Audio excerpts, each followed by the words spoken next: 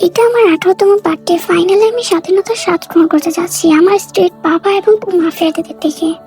হয়তো এখন আমি আমার প্রথম কিসও পাবো। তাই হ্যাপি বার্থডে। তোমার বার্থডে উপলক্ষে আজকে রাত্রে একটা পার্টি আছে, আমরা একটা বিয়ে করাবো, সেটা হলো তোমার বিয়ে। আমার তো কোনো বয়ফ্রেন্ড নেই, আমাকে কখনো কোনো ছেলেকে কিস করার অনুমতিও দেওয়া হয়নি, তাহলে কাকে বিয়ে করব? জিওন জাংকুক, নিউ ইয়র্ক জনতার উত্তরাধিকারী। বাবা, তুমি এটা করতে পারো না। সে অনেক নিষ্ঠুর এবং দেশের সব থেকে বড় প্লে বয়। সে 11 বছর বয়সে তার প্রথম মার্ডার করেছিল, যার অর্থ শক্তি। আমাদের পৃথিবীতে একজন পুরুষের জন্য আমাদের নিউ ইয়র্কের সাথে মিত্রতা তৈরি করতে হবে। এটা বিজনেস। তুমি তোমার মেয়েকে বিক্রি করে দিচ্ছ বিজনেসের জন্য। ঠাস। তে কিভাবে কথা বলছো নিজের বাবার সাথে? এরপর তে আর তার বোন জিমিনের ছবি নিয়ে বলে, এটা কি তোমার ছোট বোন? জিমিনের বয়স 16, কিন্তু মনে হয় না কি আমি তাকে নেব। তারপর ফেলে দেয়, ছবিটা ভেঙে যায়। জিমিনকে বলো তোমার বদলে সে বিয়ে করছে, আর এটা তোমার দোষ। আমি ভালোবাসার জন্য অপেক্ষা করতে চেয়েছিলাম, কোনো প্লে বয়কে বিয়ে করব না, কিন্তু আমার ছোট বোন জিমিন, ও তো ছোট, আমার ওকে রক্ষা করতে হবে।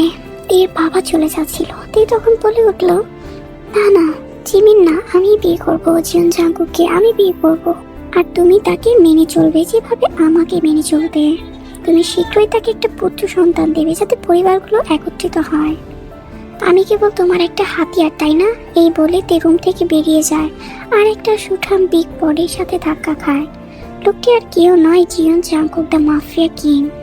জাংকুক তেকে দেখে নিজের কাছে আনে বলে, হ্যালো মাই ব্রাইড। গুড।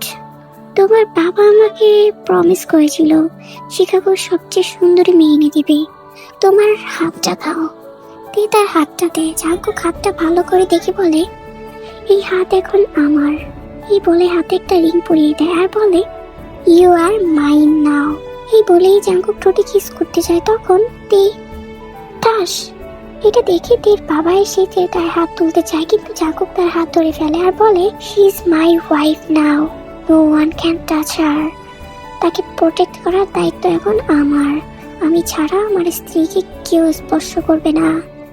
এই বলে জাংকুক চলে যায় আর তে মনে মনে বলে, জাংকুক কেবল কোনো পুরুষ নয়, সে একজন খারাপ লোক। বিয়ের দিন তে রেডি হচ্ছিল, তখন জিমিন বারবার বলছিল তেকে যে সে বিয়েতে কি রাজি আছে, বিয়েটা কি করা উচিত তার। তখন তে বলে, আমার সম্পর্কে চিন্তা করো না জিমিনা। ফাইনালি বিয়ের মোমেন্ট চলে আসে। তখন জাংকুক এন্ট্রি নেয়, হাত কাটা, সাথে সাদা শার্টে রক্ত লেগে আছে। এমন অবস্থায় তে অবস্থা দেখে বলে, তোমার কি হয়েছে এখানে? আমাকে কিছু বিজনেস পরিচালনা করতে হয়েছিল। তখন রেজিস্টার এসে বলে, তোমরা কি একে অপরের রাজি নিজেদের স্বামী স্ত্রী হিসেবে গ্রহণ করতে? তাহলে কবুল বলে শপথ করো। তখন জাংকুক বলে, তুমি কি রাজি? তাহলে বলো শপথটা। তে বলে, কবুল কবুল কবুল। আমি জীবিত হয়ে তোমার কাছে গেলাম এবং মৃত্যু পর্যন্ত তোমার কাছে থাকবো। জাংকুক একটা হাসি দেয়, তারপর বলে, কবুল কবুল কবুল। তাদের বিয়েটা সম্পন্ন হয়। তে সোফায় বসেছিল, আশেপাশে কিছু মেয়েরা ছিল। তখন জাংকুক প্রবেশ করছিল। একটা মেয়ের নাম লিসা আর একটা মেয়েকে বলছিল, কত হ্যান্ডসাম জাংকুক, তে কতটা লাকি একটা মেয়ে। তের মতো পিচ্ছি একটা মেয়ে কিভাবে জাংকুকের মতো বিগ বয়কে বিয়ে করলো আমার ভেবেই পাচ্ছি না। যদিও একটা ঘোরের মধ্যে আছে জাংকুক, ঘোর কেটে গেলে এই মেয়েকে ফেলে দিবে জাংকুক। জাংকুক এসে তেকে কিস করে দেয় আর সবার সামনে বলে, তুমি কি আমার ভয় কাঁপছো নাকি আজ রাতের জন্য? না জাংকুক, তুমি এটা সম্পর্কে কিছুই জানো না। আমি কতটা লজ্জা পেয়েছি তোমার কাণ্ডে। এই বলে তে চলে যায় সেখান থেকে। তে একটা নির্জন জায়গায় গিয়ে ভেবেছিল যে আজকে রাতে জাংকুক তার সাথে কি কি না করবে। তখন একটা ছেলে পেছন থেকে এসে বলে, আমি নিশ্চিত তোমাকে হেল্প করতে পারি এই ব্যাপারে। কাই, তুমি এখানে কি করছো? আমি তোমার জন্য চিন্তিত তে। আমি জানি জাংকুকের নাম ডাক, এটাও জানি তুমি জাংকুককে ভালোবাসো না আর চাও না তার সাথে রাত কাটাতে, যে কিনা একটা প্লে বয়। কিন্তু না চাইলেও এটা করতে হবে আমার ফ্যামিলির জন্য। দেখো তে, তুমি কি চাও না তোমার প্রথম রাত এমন কারোর সাথে কাটুক যাকে তুমি ভালোবাসো এবং যে তোমার প্রতি জেন্টাল থাকবে? হ্যাঁ, এটা আমি সবসময় চেয়েছি। তাহলে আমাকে তোমায় সাহায্য করতে দাও আমার ইনোসেন্ট সুইট তে। আমি ব্যথা দিব না, অনেক আস্তে আস্তে খেলবো। এই বলে কাই তের দিকে এগোতে থাকে আর তে পেছাতে পেছাতে দেয়ালের সাথে আটকে যায়। তে বলে, আমি জিউন জাংকুকের ওয়াইফ, আমি তোমার সাথে করতে পারবো না, একমাত্র জাংকুক আমার সাথে করতে পারবে। কিন্তু কাই তের কথা শুনে না, তের সাথে ঘনিষ্ঠ হতে চেষ্টা করে। ঠিক ওই সময় জাংকুক এসে চিৎকার দিয়ে বলে, আমি বলেছি আমার ওয়াইফকে কেউ টাচ করবে না আমি ছাড়া। এই বলতে বলতে কাইকে জাংকুক পায়ের নিচে নিয়ে আসে আর বলে, তুই কি ভেবেছিস আমার বউকে টাচ করবি আর আমি জানতেও পারবো না? তোকে ছেড়ে দিব ভেবেছিস? এটা একটা মাফিয়ার বিয়ে, কিছু তো একটা এন্টারটেনমেন্ট লাগেই, তো আজকের এন্টারটেনমেন্ট না হয় তুই দিলি। এই বলে তের দিকে তাকালো আর বলল, সো মাই ডার্লিং, বলো তো ও তোমার কোন কোন হাত দিয়ে টাচ করেছে সঠিকভাবে ভেবে বলো, কারণ ও তার ওই হাতটা হারাবে। তে চুপ করে থাকে, কোনো কথা বলে না। জাংকুক বুঝতে পারে তার মনে দয়া লেগেছে, তাই একটু ক্ষমার দৃষ্টিতে দেখে কাইকে আর ওর দিকে ঘুরে বলে, আচ্ছা তোকে ক্ষমা করলাম। এই বলে জাংকুক কেটে দেয়, কাই তার একটা আঙুল হারায়। তে ভয় পেয়ে যায়। জাংকুক বলে, সবাই শুনে রাখো, আমার ওয়াইফকে আমি ছাড়া কেউ টাচ করতে পারবে না, তাহলে আমি তাকে শেষ করে ফেলবো। এই বলে তেকে কোলে করে বাসর ঘরে নিয়ে যায়। দরজা লাগিয়ে বলে, আমার পরিবার বাইরে অপেক্ষা করবে এবং শুনবে আমাদের আওয়াজ, এটা বোঝার জন্য যে আমরা এক হয়ে গিয়েছি। তুমি কি তাদের তোমার চিৎকার শোনানোর জন্য প্রস্তুত?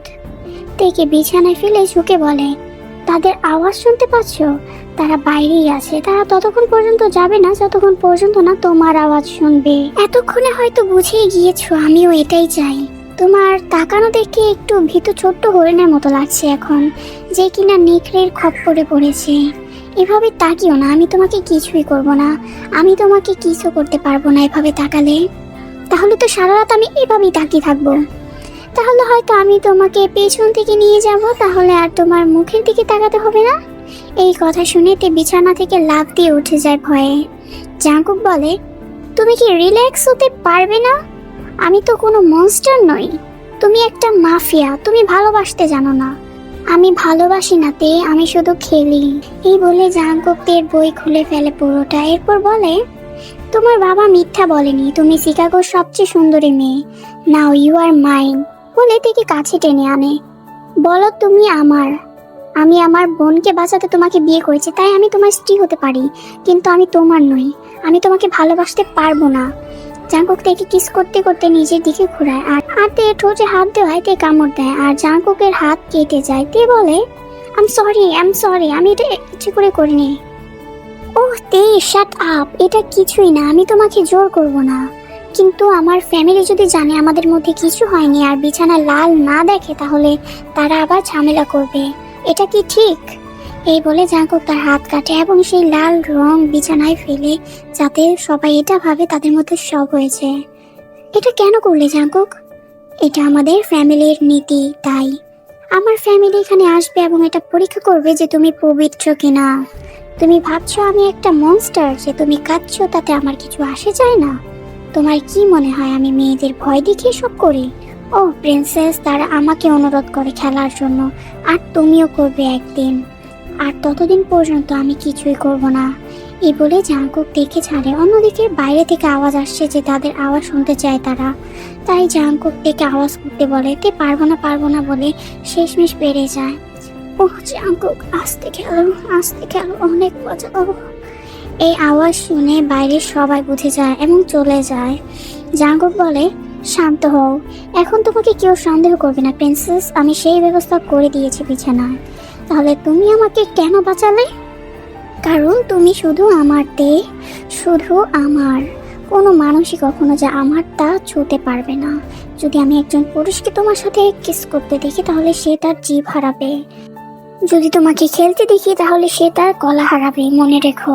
এখন শোনো, আমি চাই তুমি কান্না থামাও, আর আমি প্রমিস করছি যতক্ষণ না তুমি চাইবে আমি তোমাকে কিছুই করব না, বরং তুমি নিজে থেকে আমার কাছে আসবে, দেখি নিও। এই বলে জাংকুক চলে যায় আর তে ভাবে, কুখ্যাত মাফিয়া জিউন জাংকুক আমার জন্য হাত কাটলো। পরের দিন সকালে অনেকগুলো মেয়ে আসে তে রুমে। বিছানা চাদর দেখে লিসা বলে, আমি জানতাম জাংকুক খেলবে তোমার সাথে। এক্সকিউজ মি, তুমি কে? আমি কে? আমি লিসা, আর আমার বাবা সেকেন্ড কমন এই ফ্যামিলির। তুমি এত কিছু কিভাবে জানো যে কিভাবে খেলা হচ্ছে? স্টুপিড গার্ল, আমি সব জানি, কারণ জাংকুক প্রথমে আমার সাথে খেলেছিল। তোমার থেকে আমি তাকে ভালো করে চিনি। আর সেই মুখটা যখন সে খুশি হয় খেলা শেষে, কিন্তু আজকে জাঙ্কুক মোটেও খুশি ছিল না। তুমি হয়তো ভালো করতে পারোনি, আর যদি তুমি খেলাটা ভালো করে না শিখো তাহলে তুমি তাকে হারাবে। যাই হোক, জাঙ্কুক জানে এই খেলায় আমি সেরা, আর জাঙ্কুক অবশ্যই সেরার খোঁজে আসবেই। এই বলে তারা সেখান থেকে চলে যায়। রাতে খাবার টেবিলে, আমাদের নতুন বাড়িতে এটা আমাদের একসাথে প্রথম রাত, আর তুমি ক্ষুধার্ত, খাওয়া শুরু করো। তে খেতে যাচ্ছিল কিন্তু চপস্টিক ধরতে পারছিল না। তুমি কি কখনো চাইনিজ খাবার খাওনি? আমার বাবা মা কখনো আমাদের মেয়েদের ছাড়েনি বাইরে যেতে, অথবা সাধারণভাবে ঘর ছেড়ে যেতে। তাদের কাছে সবসময় সর্বদা ইতালীয় শেফ রাঁধুনি থাকতো। এই কথা শুনে জাঙ্কুক উঠে তের চেয়ারের কাছে যায় এবং ঘাড়ের কাছে মুখ নিয়ে তের হাতে ধরে বলে, কোনো সমস্যা নেই, আমি শিখিয়ে দেব। এই বলে জাঙ্কুক তেকে খাওয়াতে থাকে আর বলে, গুড গার্ল। তুমি লজ্জা পাচ্ছ? আমি আমি এম্বারেসড। তুমি এম্বারেসড? এই বলে জাঙ্কুক থেকে কিস করতে যায়। ঠিক তখন তে নড়া দেয় আর চাউমিন জাঙ্কুকের জুতার উপর পড়ে। জাঙ্কুক রেগে বলে, আমার ছোঁয়া তোমার কাছে মনস্টারের মতো লাগে? এমন ভাবে তাকাও যেন আমি মনস্টার। অনেক হয়েছে, এবার রুমে যাও, আমার কিছু কাজ আছে। এই বলে জাঙ্কুক চলে যায়। জাঙ্কুককে রাগানো আমার উচিত হয়নি। নো ম্যাটার সে কে, সে যেই হোক না কেন, সে আমার স্বামী। সে আমাকে প্রোটেক্ট করেছে। আমার জাঙ্কুকের কাছে মাফ চাওয়া উচিত। এই বলতে বলতে তে একটা ডোর ওপেন করে আর দেখে জাঙ্কুক লিসার সাথে কিস করছে। এই দেখে তে চলে আসতে চায় কষ্ট পেয়ে। তখন জাঙ্কুক তেকে আটকায় এবং তেকে একটা চেয়ারে বসিয়ে বেঁধে দেয়। কি করছো জাঙ্কুক? এখানে বসে বসে তুমি দেখো এবং শিখো কিভাবে করতে হয়। জাঙ্কুক লিসার সাথে কিস করতে শুরু করে। আস্তে আস্তে লিসা জাঙ্কুকের গলায় হাত দিতে যাবে, তখন তে বলে, ইনাফ, আমি তোমার wife Jungkook, wife. Stop, please stop.